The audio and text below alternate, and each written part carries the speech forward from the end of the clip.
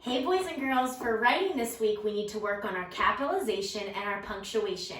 So let's look at our pocket chart with our sentences, and you're going to notice a lot of words here, but none of them are capital, and I said sentences. So as I read each sentence, we're going to have to decide which word needs to be capitalized and is something missing at the end of the sentence to show that the sentence is done. All right, so let's start with the first sentence, and these sentences go along with the book that we're reading this week about bread. So the first one says, there are many kinds of bread. I know, the first letter of the first word should be capitalized. Of any sentence, the first letter of the first word should be capitalized. So let's change that. Let's make the T in there capital. So let's put that in. That's better, isn't it? There are many kinds of bread. Oh, I hear you. Something else is missing. What needs to go at the end?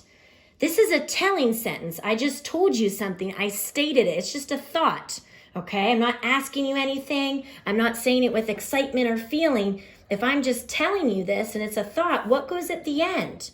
A period? So after bread, let's get that dot for a period right there at the end of our sentence. Okay, now let's read it. There are many kinds of bread. How's that? Much better. Okay, so for a telling sentence, remember this little tune. Every telling sentence starts with a capital, ends with a period, has spaces in between. Every telling sentence starts with a capital, ends with a period. Now the next sentence says, how is bread made? How? That's a question word, and that's the first word of our sentence. So the first letter of that question word should be what? Capitalized. So let's change that out. Let's put in how with a capital letter. So the first letter of my first word is capitalized. Now, how is bread made? You could give a response to that. Okay, you could tell me how bread is made, so you could give an answer. When you can give an answer or a response to the question that was posed, that's an asking sentence. So what would go at the end of that sentence? What do I need to make it complete? Yes, a question mark. So let's go ahead then and add a question mark. Need some more juice there in my marker, huh? To the end of that sentence. Does that look better? I agree, it does. So what do we need to remember about an asking sentence? Every asking sentence starts with the capital, ends with the question mark, has spaces in between. Every asking sentence starts with the capital and ends with the question mark.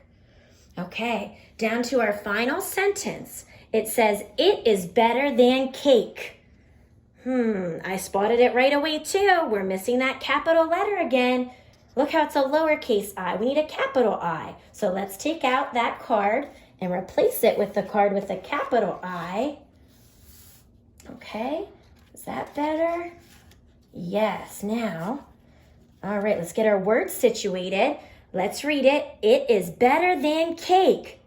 Wait, I think I want to say that with some feeling behind it, okay? I want to exaggerate these words, and I want to say it with some feeling. I'm excited about this because I do think bread is better than cake. So if I want to say it with some feeling, it is better than cake.